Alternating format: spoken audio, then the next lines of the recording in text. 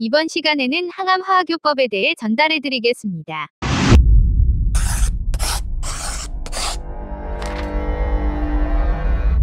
항생제와 스테로이드가 화학물질을 이용한 의학전쟁에서 셔먼 탱크라 한다면 항암 화학요법은 핵무기라 부를 수 있다. 암치료를 위해 어느 질병과도 비교할 수 없을 정도로 정교하게 화학물질들의 조합이 개발되어 왔다. 암치료를 위한 화학요법이 처음 등장한 것은 제2차 세계대전 직후였다. 전쟁 중 독가스가 살아있는 세포들, 특히 위장관의 세포들이나 골수, 그리고 림프계의 세포들처럼 빠르게 분열하는 세포들을 죽인다는 사실이 알려졌다. 의사들은 암이 빠르게 분열하는 세포들로 구성되기 때문에 암을 파괴하는 데 독가스를 사용할 수 있다고 생각했다.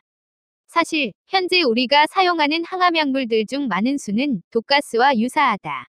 독성이 강하기 때문에 사용하는 것이다. 1970년대 초반 의사들은 드물게 발생하는 특정 암들은 화학요법에 잘 반응하며 환자가 더 오래 생존할 수 있음을 알게 되었다.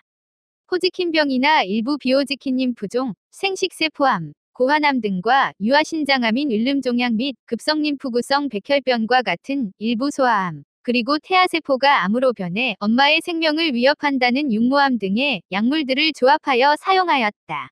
그러나 리처드 닉슨 미국 대통령이 1971년 암과의 전쟁을 선포한 이후로 발전은 거의 없었다. 당시 치료가 불가능했던 암들 중에 지금 치료가 가능해진 것은 하나도 없다. 미약하지만 화학요법이 할 수 있는 일들은 그 당시와 거의 동일하다. 그때부터 현재까지 암 연구에 수십억 달러를 쏟아부었지만 암 생존율에 아주 미미한 영향도 주지 못했다. 오늘날 암에 의한 사망의 90%를 차지하며 흔히 볼 수 있는 유방암, 폐암, 대장암, 직장암, 피부암, 간암, 췌장암, 그리고 방광암 같은 고형암들의 대부분의 치료에 화학요법은 아무런 역할도 하지 못했다. 수술을 시행한 다음 화학요법을 하는 것은 혹시 남아있을 암세포들을 죽여서 생존을 연장하기 위한 목적으로 유방암, 대장암, 폐암 등의 치료에 많이 상용된다. 의사들은 이 방법이 재발률을 3분의 1로 줄이고 생존율을 높인다고 말한다. 그러나 이러한 주장은 단지 경험적 증거에 불과하다. 즉 과학적 연구가 아니라 단지 관찰에만 근거한 주장이다. 이러한 환자의 생존율을 높인 것은 다른 요인일 가능성이 많다. 드물지만 다른 형태의 치료 방법과 화학요법을 비교한 연구들에 의하면 유방암이 발생한 50세 이상의 여성에게 타목시펜 한 가지만을 사용하는 것보다 화학요법이 더 좋은 성과를 거두지 못했다. 난소암과 폐해소세포암, 중등도 또는 높은 분화도의 비호지킨 림프종, 그리고 소장에 국한된 암 등에는 화학요법이 생존율을 높이는 것으로 나타났지만 이것도 확실한 증거를 바탕으로 한 것이 아니다.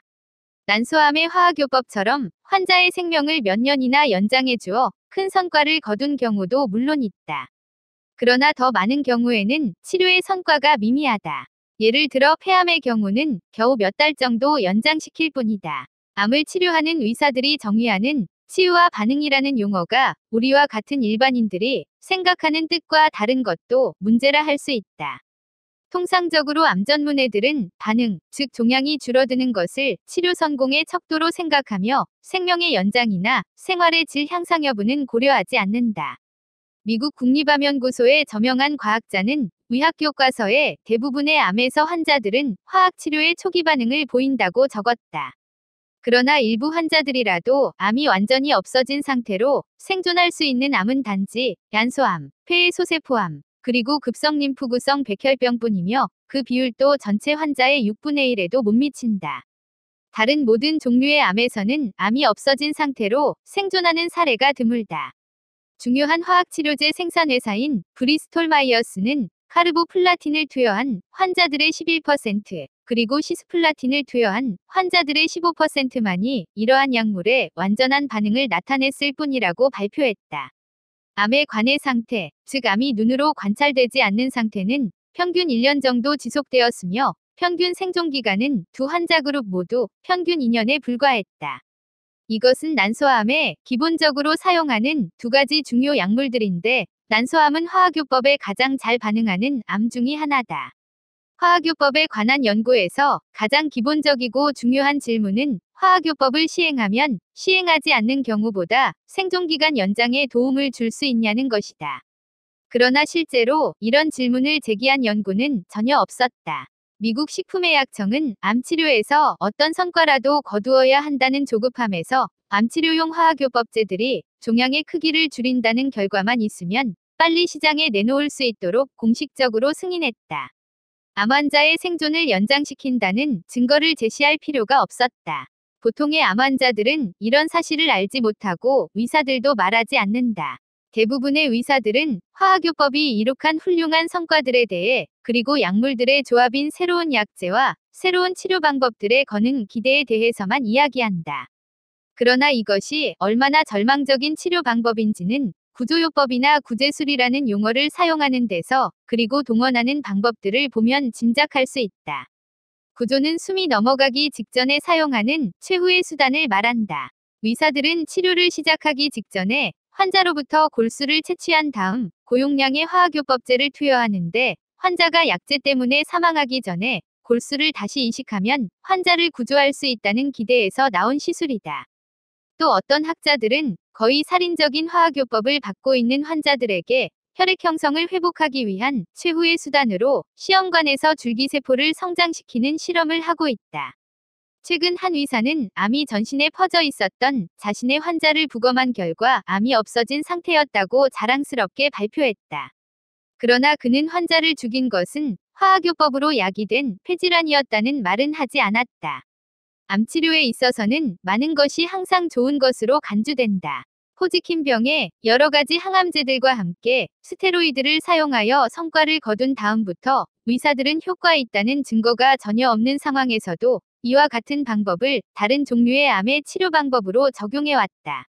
여러 형태의 암에 대해 다양한 약제를 함께 사용해 보았지만 한 가지 약제만으로 치료할 때보다 더 효과적이지 않았으며 부작용만 더 많이 발생시켰다. 미국의 댈러스에서 열린 임상종양학회에서는 유방암의 화학요법을 2배 용량으로 치료한 경우가 표준 용량으로 치료한 경우보다 더 효과적이라는 증거를 발견할 수 없었다는 연구보고가 있었다. 그러나 의사들은 약물이 암 환자의 치유에 아무런 역할을 하지 못한다는 것을 알 때에도 고식적 치료를 위해 화학요법을 시행한다. 이것은 환자에게 남은 시간의 고통을 덜어주기 위한 치료이다. 그러나 이러한 주장은 화학요법에 가공할 만한 파괴력을 무시하는 것으로 실제로 삶의 질을 향상시킨다고 말하기는 어렵다. 가장 많이 이용되는 화학요법제들 중의 하나인 사이클로포스파미드는 독가스에서 개발된 약제다. 이것은 구토, 모발소실, 식욕부진 등을 유발할 뿐만 아니라 혈액과 심장, 폐에도 손상을 줄 수 있다. 흔히 이용되는 다른 항암제인 시스플라틴은 중금속인 플라티늄에서 만들어지는데 신경과 콩팥에 손상을 일으키고 청각소실과 간질을 초래할 수 있다. 그 결과 귀가 들리지 않거나 운동 기능이 되돌릴 수 없이 소실되며 그 외에 골수 억제, 빈혈 그리고 시력 소실까지 발생시킬 수 있다. 독가스의 한 종류인 메클로레타민은 독성이 매우 강하기 때문에 약물을 주사하는 사람은 고무장갑을 착용하고 약물을 흡입하지 않도록 주의해야 한다. 가장 심각한 합병증은 전막염, 즉 위장관이나 입 등에 있는 점막에 생기는 염증인데 이로 인해 치명적인 감염이 초래될 수 있다. 여러 형태의 화학요법들은 심장 문제를 일으키거나 쓸개즙이 지나는 관인, 담관을 손상시킬 수 있으며 뼈 조직의 괴사, 성장 억제, 불임, 백혈구 수치의 감소, 소장에서의 저당 흡수장애 등도 발생시킨다. 드물게 운이 좋아 화학요법으로 암이 성공적으로 치료되었다 하더라도 몇 년이 지나면 다른 더 나쁜 암이 생길 확률이 많다. 예를 들어 아동기의 호지킨병을 화학요법으로 치료한 여성들 중 3분의 1 정도가 40세에 이르기 전에 유방암이 발생했다는 연구보고가 있다. 이러한 위험은 일반 인구군과 비교하면 최소한 3배나 높은 수치다. 아동기에 화학요법을 받았던 성인들은 뼈암의 발생 위험도 높다. 아동기에 발생한 암으로 화학치료를 받고 3년간 생존한 약 13,000명이 뼈암으로 사망했다. 말하자면 암치료를 위해 화학요법을 받고 생존하더라도 대부분은 그 암을 다른 더 나쁜 암으로 대체하게 된다. 이상으로 항암화학요법에 대해 전달해드렸습니다.